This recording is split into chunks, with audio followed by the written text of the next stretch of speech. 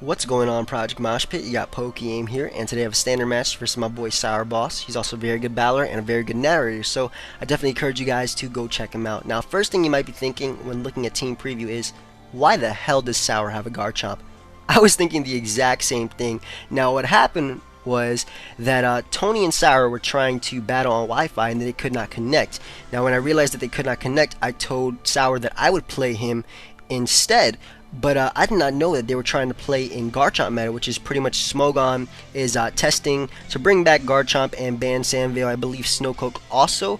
And in this meta, the Garchomp does have its Dream World ability, which is released, which is Rough Skin. Now, I actually have a team for Black and White 2, not for Garchomp meta, which is essentially Black and White 2 just for Garchomp. So I'm not really prepared for it, but I figured, you know what, we should battle anyway and just have fun. So I'm bleeding off with my Genesect. He's going to bleed off with the threat, which is Garchomp. I'm definitely going to want to switch out since I know that Scarf Chomp, if he is Scarf Chomp, does pack the Fire Blast for Skarmory and Ferrothorn. So I'm going to switch out to my Rotom Wash, predicting that Fire Blast as he does do just that. And now I can easily just go for the Will-O-Wisp, expecting him to want to switch out into his Ferrothorn since his initial switching to Rotom Wash. And I am able to cripple that Ferrothorn with the burn. So now I'm going to go right for the Volt Switch just to go out into my Genesect, pretty much just to limit the amount of hazards that this Ferrothorn does get up if it is packing more than just Stealth Rock, since there's a chance that he is running Spikes and Stealth Rock since it does support his team, since he is running Scarf Chomp along with two priority users. So I'm going to go on to my Genesect as he does get up his Stealth Rocks. Now I'm going to go right for the Flamethrower, realizing that Sour does not really have anything to safely switch in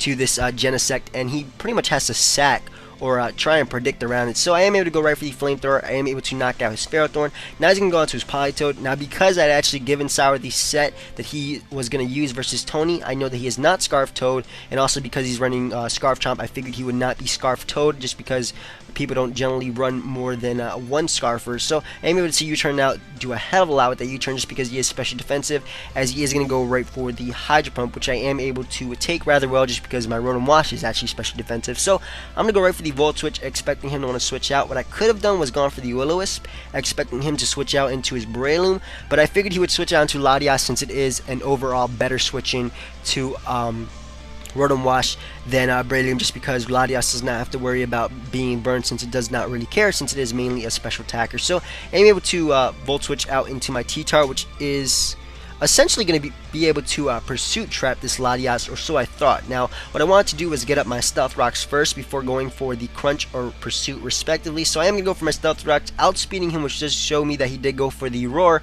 which was a good play on his part. He was more than likely predicting either my Stealth Rocks or the Pursuit, and knowing that he could take minimal damage from Pursuit if he does stay in, he could easily just phase me out with the Roar. So he is able to go right for that, able to phase me out to my Gliscor, which is really unfortunate for me because I did not want that thing taking any damage at all, as it is able to take some Stealth Rock damage. So I'm definitely going to want to switch out to my Genesect, as he does go right for the expected Dragon Pulse, since I figured he's running Calm Mind, Recover, Dragon Pulse, and Roar once I saw Roar. So I'm actually going to go for the Ice Beam right here, expecting him to want to go out into his Garchomp, also knowing that it would hit this Latias, because I thought he would go out to Garchomp just to take the predicted U-turn and also get off some rough skin damage on me, knowing that this Genesect is a huge threat to his team and he wants to get off as much damage as possible. That way his priority users can revenge kill this Genesect, but that's not going to be the case. He ends up staying in, going for the Dragon Pulse, just foddering off his Latias, as I am able to knock it out with the second Ice Beam. But now he's free to go out into his Azumarill.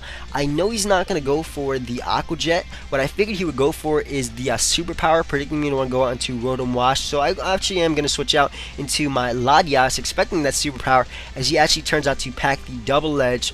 Very good play on his part because he is able to knock out my Latias, but honestly I was not expecting Double Edge at all, just because in Gen 5 Azumarill does not run Double Edge like it did in Gen 4, just because in Gen 5 Azumarill runs Superpower, Ice Punch / Toxic, Waterfall, and Aqua Jet. So I definitely was not expecting Double Edge, but it does work out for him since he is able to catch my Latias off guard and completely destroy it upon switching, at the same time also looking cool with that Double Edge. So I'm actually going to go on to my Genesect now. I'm actually going to go for the Ice Beam, expecting him to want to switch out into either Breloom or Chomp, just in case. I did go for the Thunderbolt, but he actually ends up just foddering off his Politoed right here, realizing that he does need that Chomp at as much HP as possible just to take on my team, since that Scarf Chomp is a huge threat to my team. Like I said, I did not know that we were playing Chomp meta before we actually started battling, so I did not have anything for that Garchomp. So he's actually going to go on to his Azumarill right here. I'm going to switch out to my Cheetar as Death Fodder, also knowing that the Weather War is mine. That way I can easily just get out the Sand.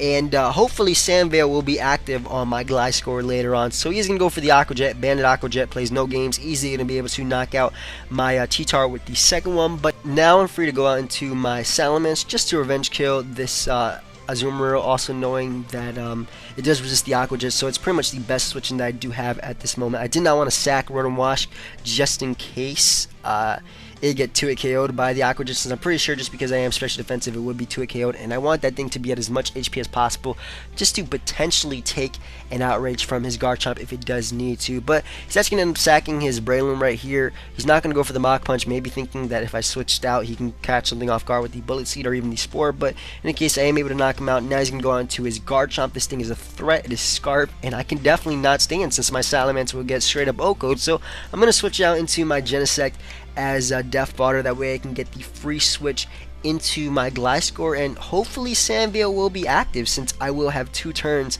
to potentially take his Outrage, since the first one I know I can easily take just because Gliscor does pack good defenses, and hopefully Sandveil will be active so I can take a second one. So he's going to go for the Outrage, is going to bring down really low. I'm going to go right for the Acrobatics. Flying Gem, I am at max attack, but this still does a hell of a lot more than I expected it to. Bring down this Garchomp really low because he does have Rough Skin though. He's going to bring me down even lower, but I have to hope that Sandveil will be active so I could take another one, but that's not going to be the case. He is able to knock me out with the Outrage, and Gliscor pretty much just failed me this match, even though it did get off a lot of damage on that Garchomp, which is respectable Gliscor. But now I'm free to go on to my Rotom Wash, and I'm just going to go for the Volt Switch, expecting him to want to switch out into his Azumarill. What I should have done though in hindsight was gone for the Hydro Pump, because hopefully it would have brought it down to the point where Sand would have killed it and my Rotom Wash would have been at even more HP. That way it could potentially take an Outrage from Garchomp, even though I am special defensive, so I don't think that it could take a Outrage from Garchomp at that range of HP regardless. But now he's able to go out into his Garchomp. He easily is going to be able to lock himself in the Outrage, knock out my Salamence, and I'll be down to my last Mon, which is my Rotom Wash, and I'm not going to be able to take an Outrage at that range of HP. So that's a good game, Sour, even though the only way you can beat me is if you bring an Uber. I'm just playing, guys, but definitely go check out my boy Sour. Very good battler, very good narrator, and if you guys enjoy, you can feel free to leave a like, and until next time, guys, later.